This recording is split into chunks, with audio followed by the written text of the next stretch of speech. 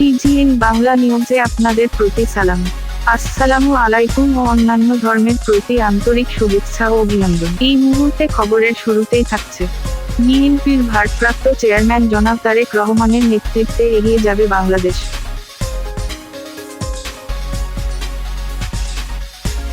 আদমদীঘি উপজেলা যুবদল, স্বেচ্ছাসেবক দল, ছাত্রদল কর্তৃক আয়োজিত বিশাল র্যালি ও শোভাযাত্রা উক্ত শোভাযাত্রায় বক্তব্য রাখেন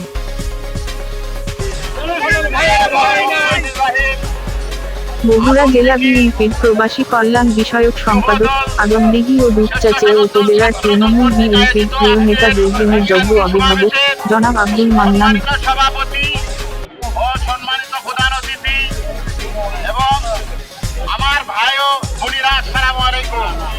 আজকে ছাত্র সমাবেশ সফল করার জন্য আপনারা দূর দূরান্ত থেকে এত কষ্ট করে এসেছেন।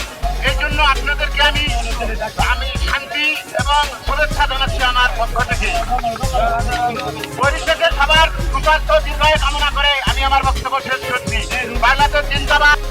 তিনি তার বক্তব্য বলেন, আমাদের প্রিয় নেতা আগামী বাংলাদেশের ভবিষ্যৎ রাষ্ট্রনায়ক বিএনপির ভারপ্রাপ্ত চেয়ারম্যান দেশনায়ক জনাব তারেক রহমানের নেতৃত্বে বাংলাদেশকে এগিয়ে নিয়ে যাওয়ার লক্ষ্যে আমরা সকল নেতাকর্মী একাকার হয়ে কাজ করে যেতে হবে এবং আসন্ন দুর্গা পূজা উপলক্ষে আমাদের এলাকার হিন্দু সম্প্রদায়ের ভাই বোনদের নিরাপত্তা ব্যবস্থা ও সহযোগিতা নিশ্চিত করতে কাজ করে যেতে হবে এবং তাদেরকে সকল প্রকার সহযোগিতা আমরা করব।